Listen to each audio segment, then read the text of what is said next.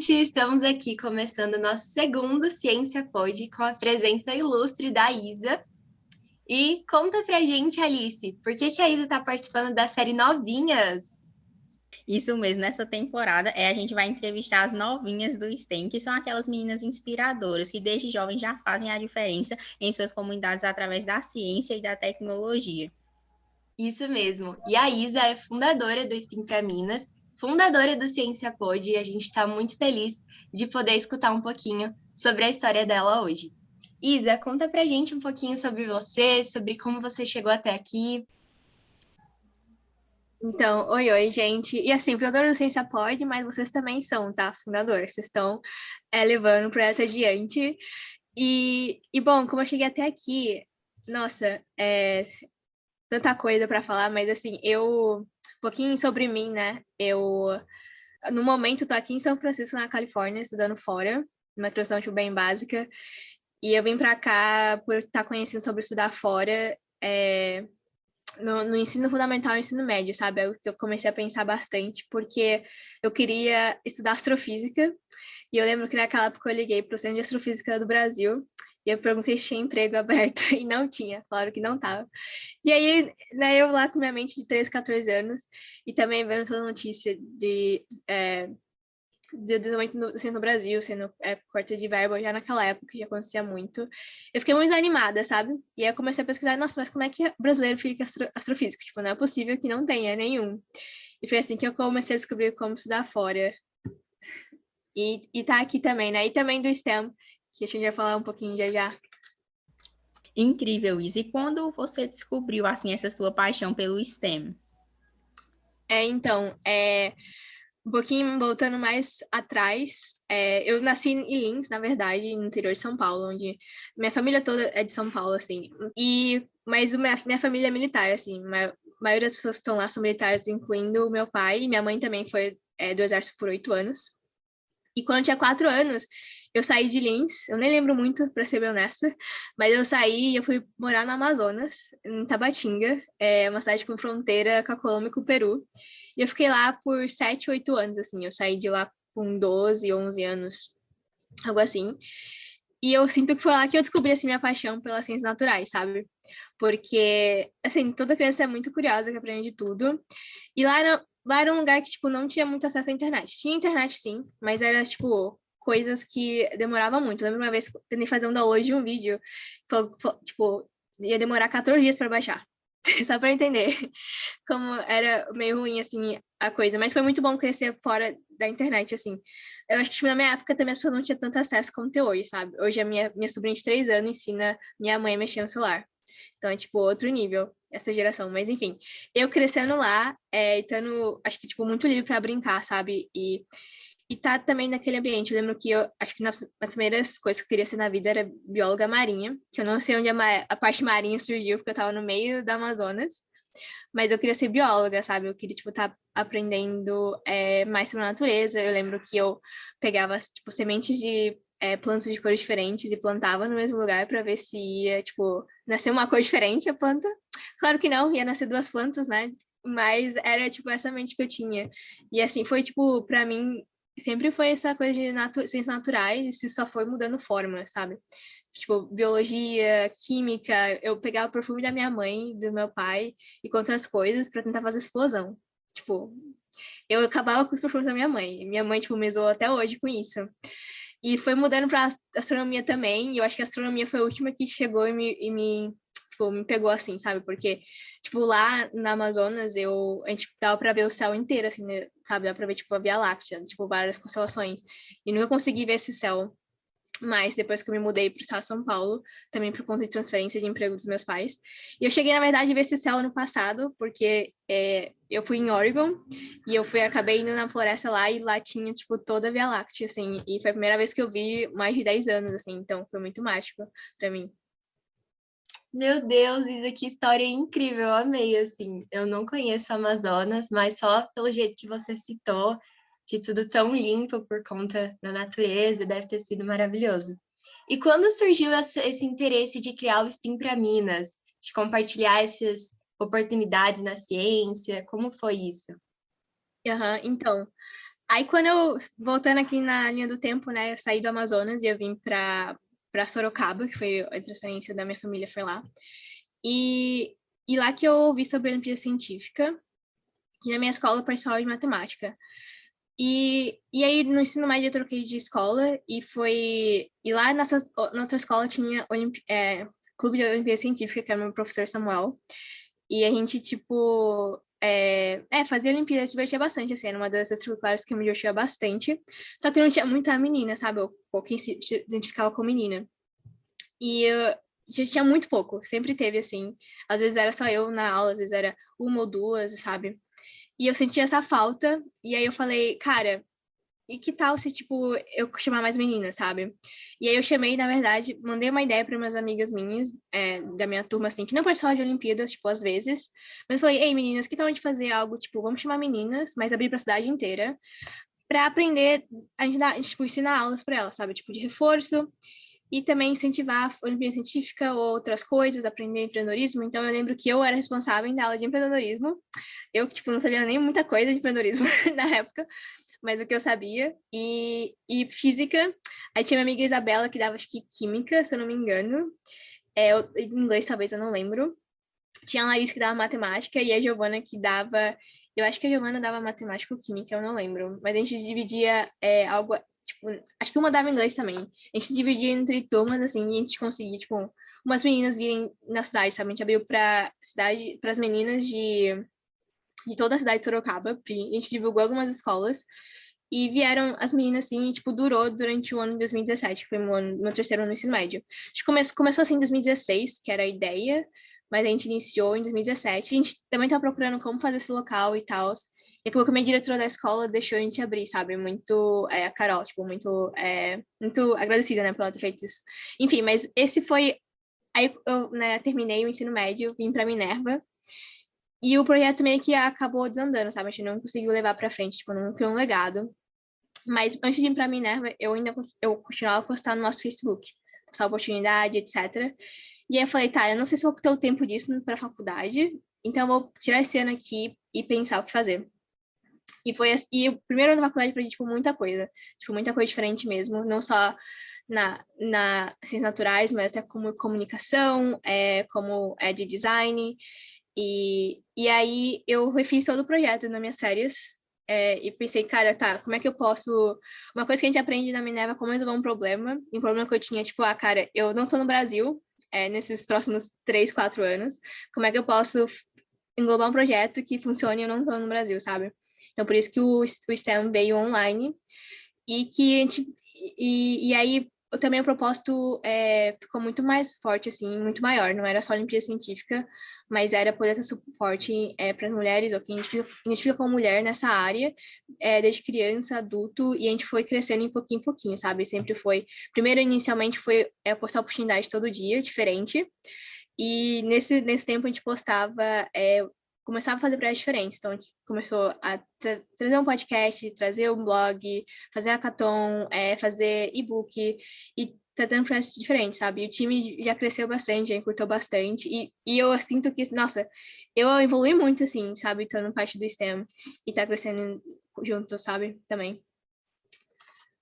Mas foi assim que o STEM surgiu. Foi oficialmente em 2019, mas veio essa sementinha de 2016 aí, do Clube de Olimpíada. Nossa, que demais, Isa. Realmente incrível ver todo aí esse surgimento do STEM e como você, assim, pretende crescer o projeto, o que você pretende incluir nele no futuro. Nossa, essa é uma boa pergunta. Eu acho que agora que eu tô me formando, eu vou ter, tipo, muito mais tempo de me esforçar no projeto, assim, porque também era o que tinha que conciliar com a faculdade e trabalho. E eu também tive um time muito maravilhoso, sabe, de estar ajudando com tudo, assim. Acho que a gente sempre tenta distribuir a nossa liderança no STEM. Acho que, tipo, todo mundo no STEM, assim, liderou alguma coisa. E acho que no STEM, eu acho que é, tipo, crescer mais no Brasil e tá levando em escola, sabe? Acho que, tipo, é uma coisa que a gente quer ajudar muito também. Esse ano, 2020, eu mencionei a Hackathon, que foi em 2020, mas esse ano também a gente lançou uma mentoria, primeira vez, que chamaram Pesquisa para Elas, que é para unir meninas do ensino médio até primeiro ano de graduação com pesquisadoras no país e fazer um projeto ou participar de um projeto delas, sabe? Então, gostaria muito de estar expondo isso também. No momento, nós temos 18 meninas, mas expandir isso também para crescer muito mais, sabe? Também aumentar o projeto. E é isso, tipo, acho que tem umas ideias aí na gaveta que estão saindo, acho que também multimídia é algo que a gente quer crescer muito mais agora, tendo vindo com podcast e vídeo, e tá, acho que conseguindo alcançar muito mais pessoas, assim, com isso. E a comunidade que a gente quer construir também. Muito bom, Isa. A gente está super animada aí para os próximos passos do projeto. E agora, falando um pouquinho mais sobre a sua vida pessoal, você citou que estuda na Minerva. Eu queria que você contasse um pouquinho o que você estuda, como foi toda a sua trajetória na faculdade, quais as partes que você mais gostou. Uhum. Então, a Minerva é uma faculdade muito estranha. Eu vou começar aí, porque ela tem uma metodologia bem diferente também, sabe? Tipo, pessoa que fundou a Minerva, as pessoas que fundaram eram, tipo, as pessoas que não estavam muito conformadas com o sistema educacional, sabe? Tipo, pelo menos né, aqui nos Estados Unidos, as pessoas que pagam a faculdade nem utilizam todos os recursos dela, tipo, arena de futebol, por exemplo, e tal. E aí o fundador falou, cara, eu vou fazer uma faculdade que as pessoas vão utilizar, tipo, vão sair pagando tudo que elas utilizarem, sabe? Tipo, lá de útil. Então, por exemplo, o estádio de futebol que a gente não tem. Ele fala que se você quiser, imerso na cidade. E a Minerva também, outra coisa diferente dela é que todo semestre a gente vai para um país diferente, que é justamente você se imerser em uma cidade diferente, uma língua diferente, cultura diferente, para não só expandir, sair dessa bolha, mas até aprender muito mais, sabe? Ser muito adaptável a isso. Então, no primeiro ano, o meu primeiro ano eu fiz todo em São Francisco, na Califórnia. Segundo ano fui na Coreia do Sul, em Seul, e no primeiro semestre, segundo semestre eu fui para a Índia, em Hyderabad, no sul da Índia. E aí, infelizmente, o Covid aconteceu, mas terceiro ano era para ser Alemanha e Argentina. E a Minerva foi bem flexível em deixar a gente escolher para onde quisesse ir, ou se quisesse ficar em casa. E eu escolhi passar meu terceiro ano aqui nos Estados Unidos mesmo, porque eu já tinha meta de ficar aqui para trabalhar depois, né, nas férias. E no último ano, a rota seria Inglaterra e Taiwan, mas eu acabei indo só na Inglaterra e voltei para os Estados Unidos, porque infelizmente Taiwan tá ainda fechado, vai abrir, e acho que a próxima turma vai acabar indo para lá. Mas essas são a rota da Minerva, assim. E não só isso, mas também não tem prova, acho que é uma coisa muito boa, assim, que eles querem realmente você aprendendo na prática, sabe? Então, tudo o que a gente também está aprendendo no primeiro ano, a gente ainda continua usando, mesmo que seja áreas diferentes. Então, mesmo que eu estou na física e ciência da computação, que é o que eu estudo, aliás, eu faço 2 cursos, eu ainda continuo usando coisas do primeiro ano. Então, para, tipo, a gente usa hábitos da mente, que é o que eles chamam de HCs, que é para você virar hábito mesmo, sabe? Se comunicar bem, ou resolver um problema bem, como eu mencionei antes, tipo, ter essas habilidades. E tem sido uma experiência muito boa, assim. Tive experiências muito boas trabalhando com física na Coreia do Sul, na Índia, também nos Estados Unidos. E assim, eu sempre quis muito viajar o mundo, assim, de verdade. Uma coisa também é que eu sempre quis ir para Paris, desde quando eu estava no Amazonas. E por conta disso, consegui ir para Paris, sabe? Tipo, estando aqui estando perto da Europa e tal. E foi, tipo, um sonho realizado muito grande, sabe? De verdade. Não pensei, tipo, nunca pensei que eu cheguei na Minerva também, porque a Minerva é nova, no final de 2012. E quando eu conheci sobre estudar fora e faculdades, assim, a Minerva foi uma das últimas que eu conheci. Inclusive, foi uma das que estava na minha lista de faculdades que eu pensaria que eu não passava. Porque é bem competitiva e ela se vende muito nisso, mas assim, era o que eu pensava que eu não ia passar, sabe? Porque ela é tão diferente e também a aceitação era baixa, infelizmente. Mas acho que, tipo, não assim, deixa o número impactar vocês, para quem quer aplicar para Minerva. Incrível mesmo. Ver todo esse seu processo, como você está desenvolvendo e aproveitando, né, toda a sua graduação e considerando isso, né, que sua faculdade ela foca muito nessa parte prática, no que realmente o aluno está aprendendo. E que eu imagino que você deve estar, né, tipo, você deve ter se dado bem com isso. Como você pretende seguir na sua carreira profissional? Sei lá, você quer vir trabalhar aqui no Brasil, quer continuar trabalhando aí, trabalhar daí aqui no Brasil? Boa pergunta.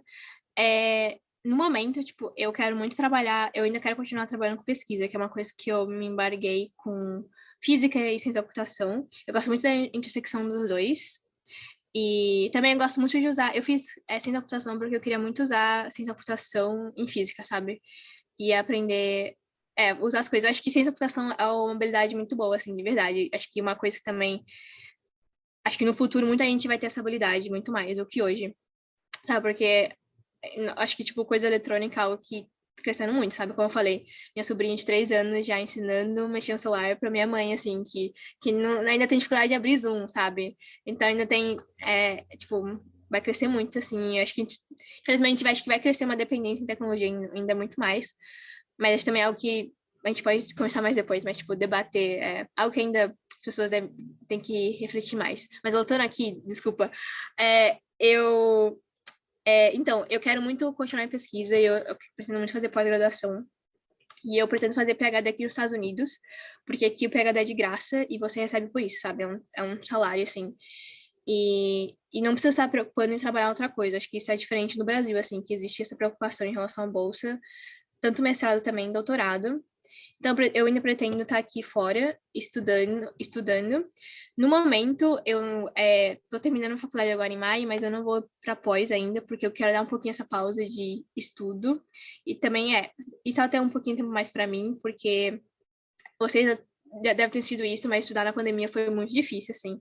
E apesar que a Minerva é online, aliás, outra observação, a gente tem uma própria plataforma que chama Forum, ainda assim, a gente sentiu isso muito a pandemia, sabe? Porque acho que a comunidade da Minerva que era muito unida, assim, de verdade, e não podendo estar unido ficou muito difícil.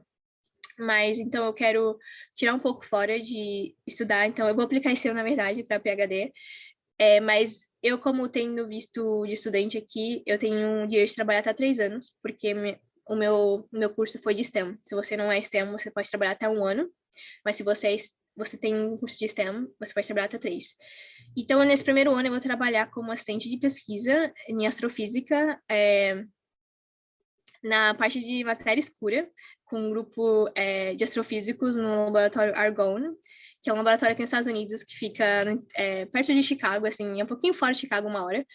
E é o celular linear lá, e eles que foram, que fizeram, não sei se vocês ouviram falar do Manhattan Project, que era, tipo, os pesquisadores que, infelizmente, não, assim, tava trabalhando na bomba atômica, não é muito boa, assim, essa história, né, por conta do que gerou, mas foi esse laboratório que foi parte disso, assim, que criou esse Manhattan Project. Então, tipo, muito animada também, tipo, trabalhar nisso e focar também só em trabalhar na pesquisa, sabe, porque uma coisa na Minerva é que a gente mudava todo semestre, então, cada 4 meses, eu não conseguia estar parado em um lugar e trabalhar mais disso com alguém, sabe? Então, gostaria de ter mais extensão, assim, saber como que é também trabalhar mais de um ano, fazer pesquisa, e a ideia é poder trabalhar e tentar aprender mais, assim mesmo, na área de astrofísica. Isa, aí eu vi que você postou no Instagram esses dias que você estava usando até o Instagram no seu projeto final. É sobre o quê? Que Ah, estou sim! curiosa. Eu tive uma aula de robótica, na verdade, esse semestre, Ai, que e legal! a minha... Então, aqui a gente não tem prova, né? E aí a prova...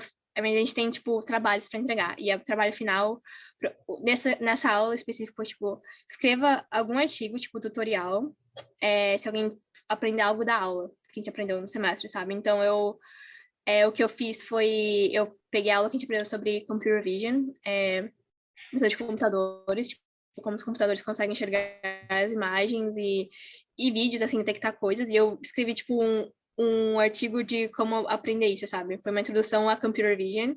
E lá eu usei as fotos que eu tava usando pro Instagram. Tipo, que eu usei minhas fotos mesmo pro meu Ah, trabalho, assim. entendi. Que legal. Não, demais. E uma vez você até comentou comigo, né, que a avaliação da Minerva é totalmente diferente, né? Parece que eles avaliam muito a criatividade do aluno. Como funciona? Sim, é verdade. Então, aqui na Minerva, tipo, toda aula você recebe nota no que você fala ou que você escreve na aula. Tipo, toda aula.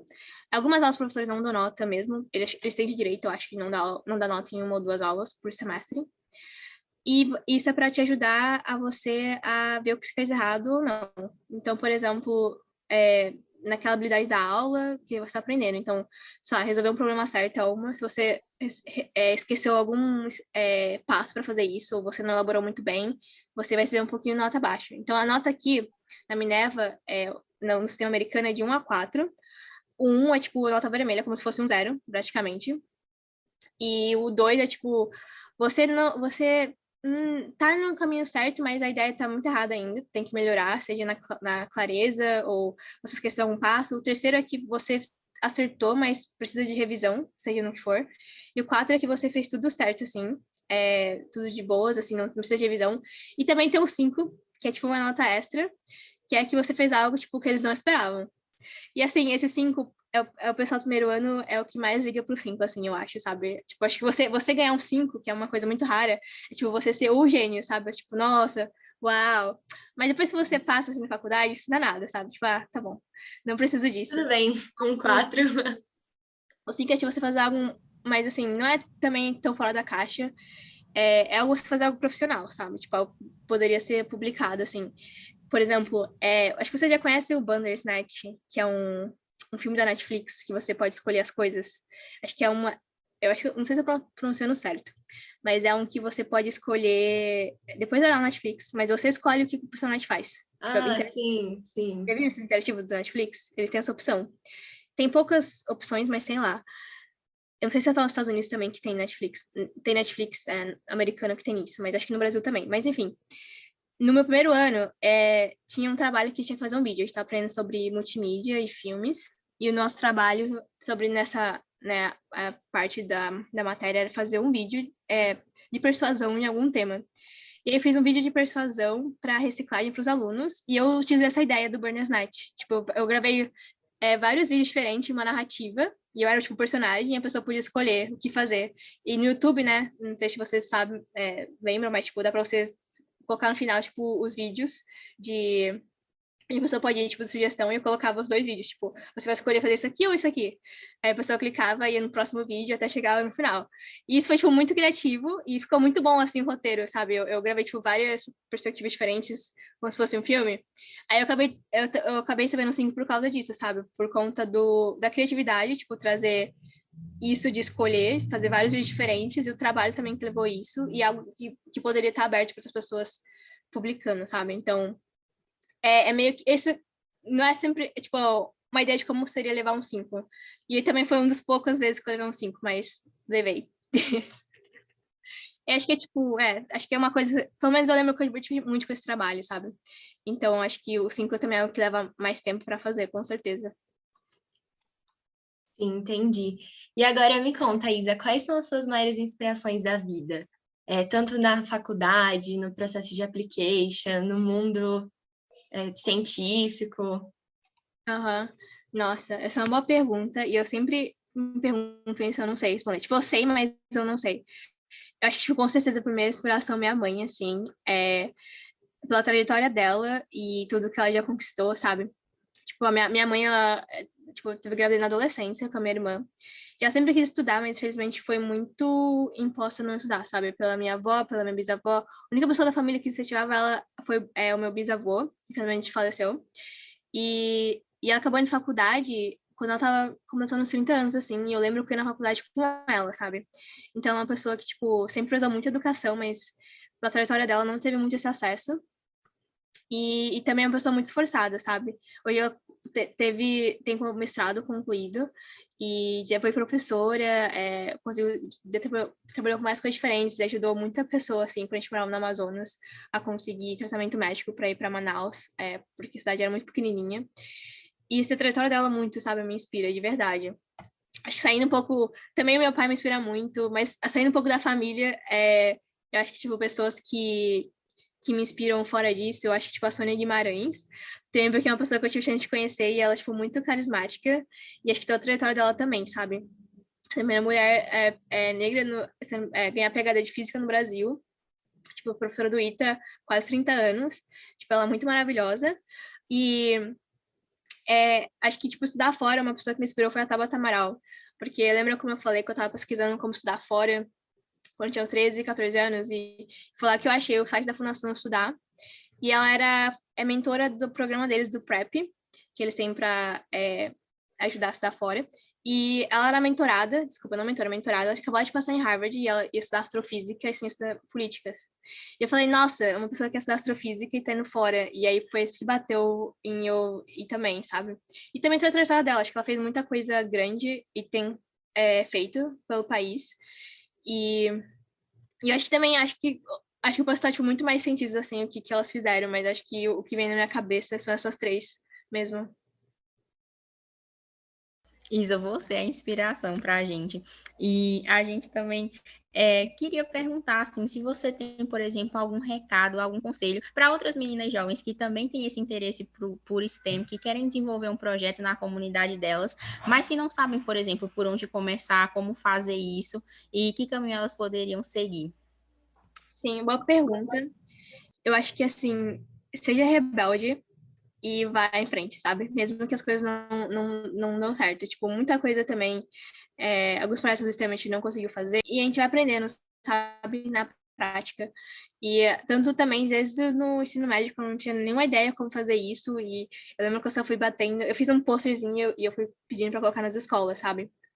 E eu acho que é só tentar mesmo. E também, se precisar de alguma ajuda, eu também tô aqui se precisar contatar. Eu, às vezes, não sou melhor a responder as coisas tão rápidas, mas também queria dar um recado aqui, rapidão.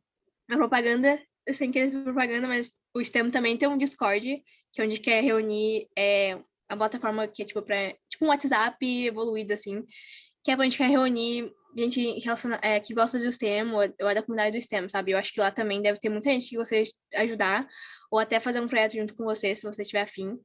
E acho que, tipo, em STEM é algo que seguir em frente, sabe? Eu lembro que antes de eu abrir esse clube de Olimpíada na escola, eu conheci uma menina que queria muito fazer química e ela desistiu de química porque muita gente ao redor dela falava que ela não conseguiria, sabe? Tipo, química era profissão de homem.